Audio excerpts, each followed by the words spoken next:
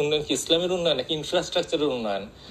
আজকে যদি আপনি রাসূলের একটা নিদর্শন দেখতে চান, দেখতে পারবেন না। না রাসূলের প্রাসাদ দেখতে পারবেন, না রাসূলের হাতে তৈরি করে বিরাট কোনো মন্দির বা গম্বুজ, মন্দির তো না, মসজিদ বা গম্বুজ দেখতে পারবেন, না হযরত আবু বকরের প্রাসাদ দেখতে পারবেন, না হযরত ওমরের।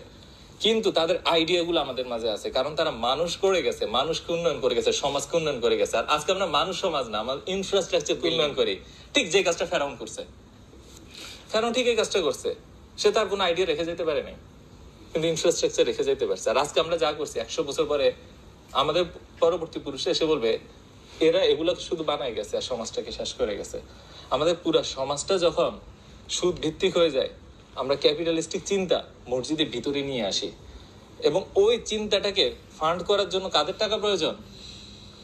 যাদের হাতে টাকা আছে, এবং তারা সব কি ভিত্তিক? সুদ ভিত্তিক। তো কেমনি সুদের বিরুদ্ধে বয়ান হবে?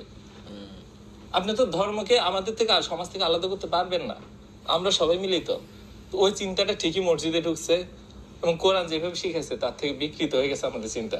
সেই জন্যই দেখে মসজিদের এসি চলতে থাকে আর বাহিরে এই আদম সন্তান না খেয়ে হাত পেতে থাকে। আপনার কি মনে হয় হযরত ওমর রাদিয়াল্লাহু আনহু এগুলো দেখলে মানতে পারতো? যেখানে উনি যখন দেখছে যে একজন মানুষ না খেয়ে আছে, নিজ কাঁধে বোঝা নিচ্ছে এই জন্য যে দায়িত্বটা আমার, এই দায়িত্ব আমার, এই দায় আমার যে একটা মানুষ না খেয়ে আছে। আর সেখানে মসজিদ দানের টাকা দিয়ে এসি ঝাড়বাতি কিনতেছে, ইমামের বেতন দিচ্ছে 12,000 5,000, এটা দিন মজুরের বেতন হতে চেয়ে বেশি।